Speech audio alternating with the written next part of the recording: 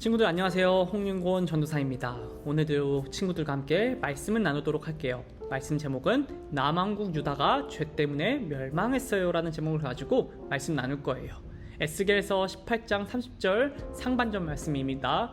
주 여호와의 말씀이니라. 이스라엘 족속아, 내가 너희 각 사람이 행한 대로 심판할지라. 너희는 돌이켜 회개하고 모든 죄에서 떠날지어다. 친구들, 혹시 물건을 훔쳤다가 다시 제자리에 가져다 둔 경험이 있나요? 오늘 영국에서 일어났던 재밌는 이야기를 해주려고 해요. 영국 간호사인 에일린 레메디오스는 얼마 전 애지중지하던 자전거를 도둑 맞았어요. 자전거를 타고 왕진을 가서 황자 집 밖에 세워둔 것을 누군가 가져간 거예요. 에일린은 그 순간 너무 화가 났어요. 왜냐면 비록 볼품없이 낡은 자전거였지만 절친한 친구가 선물해 준 것이어서 그 무엇보다 소중히 아끼고 있었기 때문이에요. 에일린은 애써 마음을 진정시키고 누군가 술에 취해 잠깐 빌려간 것이니 생각하기로 했어요. 그래서 도난당하는 곳에 쪽지 하나를 놓았어요. 부탁입니다. 자전거를 돌려주세요. 사랑만 받아왔기 때문에 주인이 없으면 몹시 무서워해요. 이튿날 에일린은 큰 기대 없이 자전거를 도둑맞았던 곳에 다시 가보았어요. 그런데 거짓말같이 마음을 고쳐먹은 도둑의 사과 편지와 함께 자전거가 제자리에 돌아와 있는 거예요. 사과 편지는 이렇게 적혀 있었어요. 미안합니다. 잘못했습니다. 어제 당신이 갔던 집 현관 매트 아래에 열쇠가 든 봉투를 넣어두었습니다. 마음을 고쳐먹은 도둑으로부터 주신 자전거는 학대하지 않았습니다.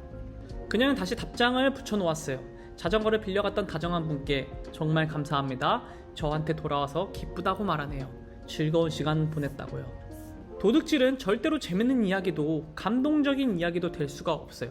그런데 오늘 이야기가 재미있고 감동적인 이유는 누군가에게 소중한 것을 훔쳤지만 마음을 돌이켜서 주인에게 돌려준 도둑과 그 상황을 너그럽게 용서해준 주인의 이야기 때문일 거예요. 성경은 우리에게 죄인이라고 말해요. 그래서 죄를 싫어하는 하나님은 우리가 죄에서 돌이켜오라고 말씀하세요. 그 말씀을 들을 때 우리는 어떻게 해야 될까요? 이 질문에 대한 답이 바로 하나님 말씀에 있습니다. 우리 같이 한번 읽어볼게요. 죄를 깨닫고 하나님께로 돌이키라. 요시야 왕이 죽은 후 남왕국 유다에는 하나님의 뜻을 따르는 왕도 제사장도 없었어요. 아무도 하나님의 뜻을 알지 못하고 따르지 않게 되자 결국 남왕국 유다 왕과 백성들 모두가 하나님을 싫어하시는 악한 행동들만 하게 되었습니다. 요시야 왕이 다스릴 때 겨우 깨끗해졌던 성전은 다시 우상으로 더럽혀졌고 백성들은 우상 숭배하며 하나님 말씀을 무시했어요. 그들은 하나님을 존중하지 않은 것을 넘어서 이웃의 것을 갈취하고 괴롭히며 죄가 가득해졌어요. 하지만 하나님은 그들을 긍휼히 여기셔서 선지자들을 보내 여러 번 경고하셨어요. 여러분, 죄를 버리고 하나님께로 돌아오십시오. 그렇지 않으면 멸망할 것입니다. 하나님은 남왕국 유다 백성이 돌아오지 않으면 벌하겠다고 선포하시면서 그들이 다시 돌아오기를 바라셨어요. 왜냐하면 하나님은 죄를 반드시 벌하시기 때문이에요. 하지만 남왕국 유다의 백성들은 하나님의 말씀을 듣지 않고 오히려 그 말씀을 전하는 선지자들을 손가락질하며 비웃었어요. 그러던 중 여호와김이 남왕국 유다의 왕이 되었어요. 그는 하나님이 보시기에 악한 왕이었습니다. 하나님은 바벨론 왕 느부갓네살이 전쟁을 일으켜 예루살렘에 있는 왕궁과 성전을 공격하게 하셨어요.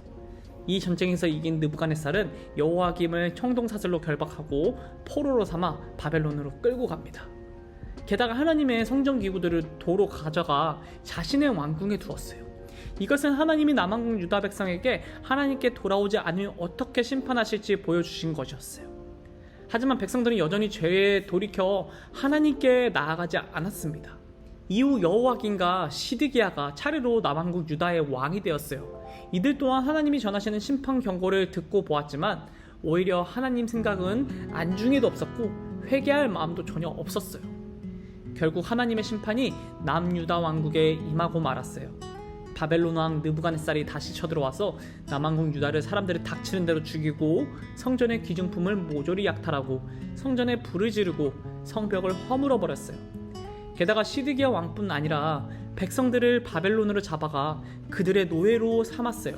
하지만 하나님은 남왕국 유다를 포기하거나 버리시지 않으셨어요. 하나님은 여전히 그 백성을 기억하시고 70년 후에 예루살렘으로 돌아오게 할 것을 약속하셨어요. 포로로 잡혀간 백성들은 하나님이 회복시키실 것을 기다리며 바벨론에 살게 되었어요. 오늘 말씀에서 우리는 하나님이 계속해서 죄에서 돌이키라고 말씀하시지만 결국 돌아오지 않고 심판을 맞이한 남왕국 유다 백성을 보았어요. 하나님은 왜 그분의 백성을 끝내 심판하셔야 했을까요? 왜냐하면 하나님은 사랑이 많으신 분이시지만 또한 누구보다 공의로우신 분이기 때문이에요. 만약 판사가 자기 친한 사람은 약한 벌을 받도록 판결하고 친하지 않은 사람은 심한 벌을 받도록 판결한다면 공의롭지 않은 부정한 판사가 될 거예요. 마찬가지로 하나님도 그분의 백성이 죄를 지을 때 눈 감아주시고 그냥 용서해 주신다면 공의롭지 않은 부정한 하나님이 되어버리세요. 그렇기 때문에 하나님은 남왕국 유다를 사랑하시지만 심판하신 거예요. 하나님은 심판하시기 전 백성들이 계속해서 죄악에 빠져 있을 때는 선지자를 보내서 경고하셨고 언제든 죄에서 돌이켜주면 받아주실 것이라고 말씀하시면서 여전히 사랑하고 계심을 알려주셨어요. 또한 심판 이후에 다시 회복시키실 것을 약속하시며 바른 길로 올 수 있도록 하셨어요. 이렇게 하나님은 그분의 백성을 심판하셨지만 결코 포기한 게 아니세요. 우리도 마찬가지예요. 하나님은 죄인인 우리를 지금도 부르고 계세요. 우리는 하나님의 부르심에 어떻게 응답할 수 있을까요? 바로 우리의 죄를 하나님께 고백하고 회개하는 것이 하나님의 부르심에 응답하는 거예요. 혹시 남에게 말하기 어려운 죄를 지었나요?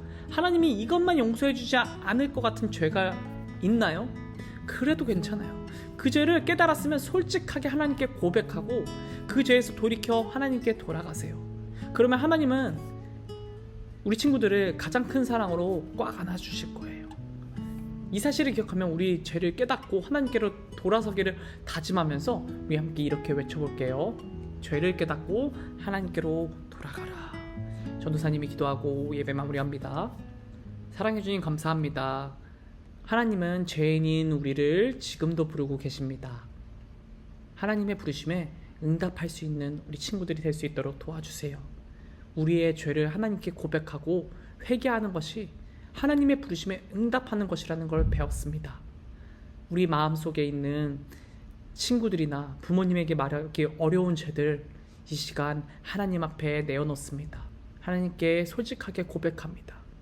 주님 용서해 주세요. 그 죄에서 돌이켜 다시 하나님께로 돌아가길 원합니다. 하나님, 나는 죄를 이길 힘이 없습니다. 그러니 내 안에 계신 성령님께서 나를 위하여 일하여 주시옵소서.